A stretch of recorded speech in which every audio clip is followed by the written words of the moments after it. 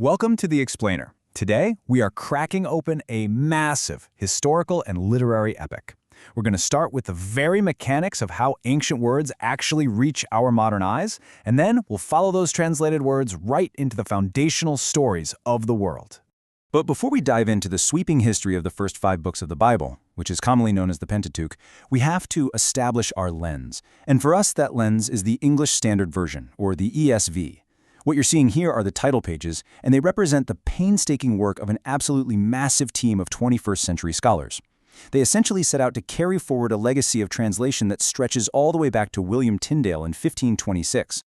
Okay, let's take a quick look at our roadmap for today. We'll be covering 1. Translating the ancient word.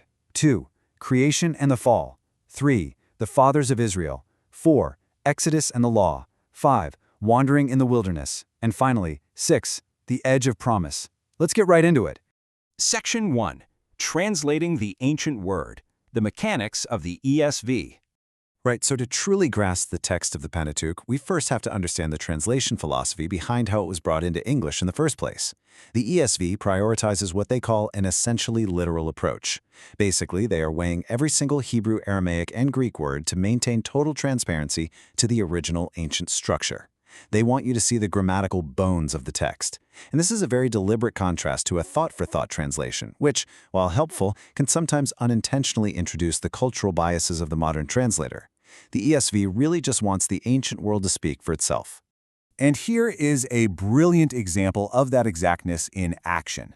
Because the personal holy name of God, YHWH, was considered so incredibly sacred by the Jewish people that it was never even spoken aloud, the translators used small capitals, L-O-R-D, to distinguish it from the general Hebrew term for God, Elohim, which just gets a standard lowercase treatment. This visual distinction honors the ancient tradition, and it allows you, the modern reader, to see exactly which Hebrew word is being used behind the scenes. Moving on to Section 2, Creation and the Fall. In the beginning. Now that we've got our academic lens sorted out, let's mentally transport ourselves right into the landscape of Genesis. The narrative kicks off with this highly structured, exalted prose. It's honestly almost poetic. God speaks the universe into existence out of the void. He separates light from darkness, brings forth vegetation and living creatures, and finally makes humanity, male and female, in his own image to have dominion over the earth. And it all culminates in this beautiful, divine pause, the first Sabbath rest, where God blesses the 7th day. It's this perfect picture of harmonious order. But as you might know, that perfect order fractures pretty much immediately. The serpent enters the Garden of Eden and introduces just a simple question that sparks doubt, and that doubt leads to humanity eating from the tree of the knowledge of good and evil. The result? Total catastrophe. Humanity is expelled from the garden, and we see the beginning of a broken world filled with pain and hardship. Which brings us to Section 3, The Fathers of Israel, a Covenant Forged.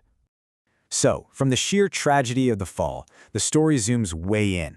We go from a sweeping, cosmic scale down to a concrete, familial drama. God makes a covenant with a 99-year-old man named Abraham, promising him a multitude of descendants. And against all odds, Isaac is born.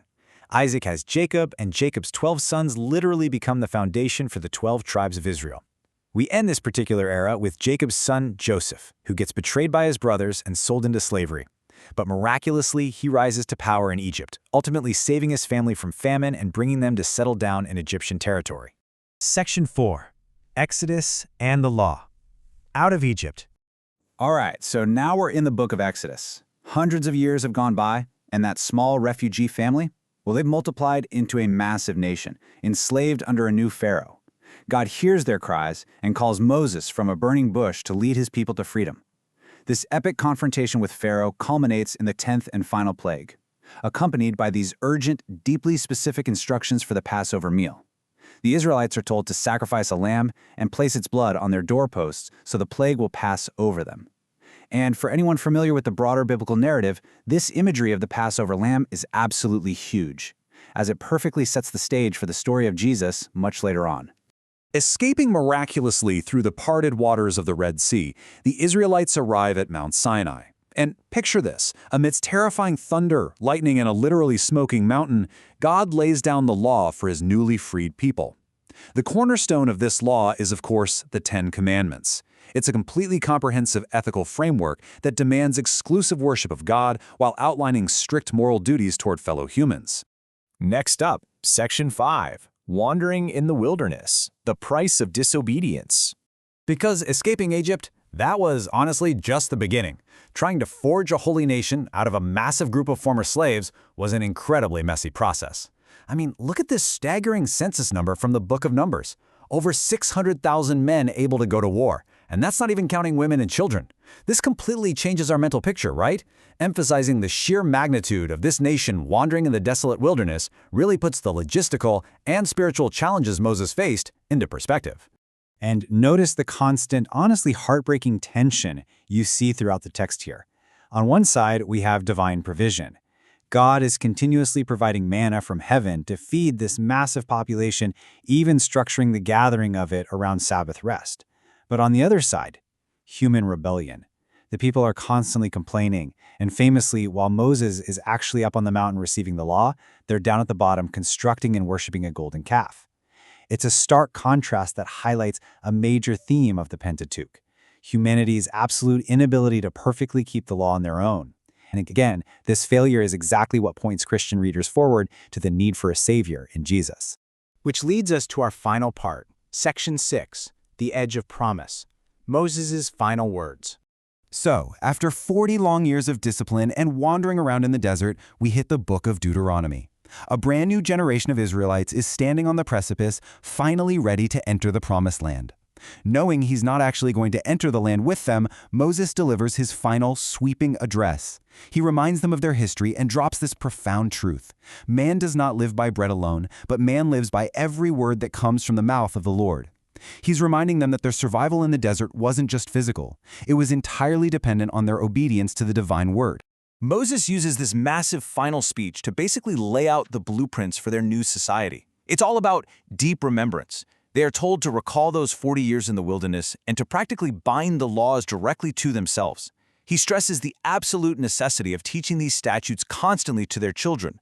And finally, Moses sets before them a stark choice: the blessings of life and prosperity if they obey, or the curses of destruction if they rebel. And we're going to wrap up this explainer right here, with Moses' intense, final ultimatum ringing in the ears of the Israelites. Cursed be anyone who does not confirm the words of this law by doing them. Having seen the careful, word-for-word translation of these ancient texts detailing the creation of the world, human rebellion, and the giving of a perfect but incredibly heavy law, we have to ask, how is this new generation going to carry the weight of this covenant into the future? It sets the stage for everything that follows. Thanks for joining me on this explainer. Keep learning and keep questioning.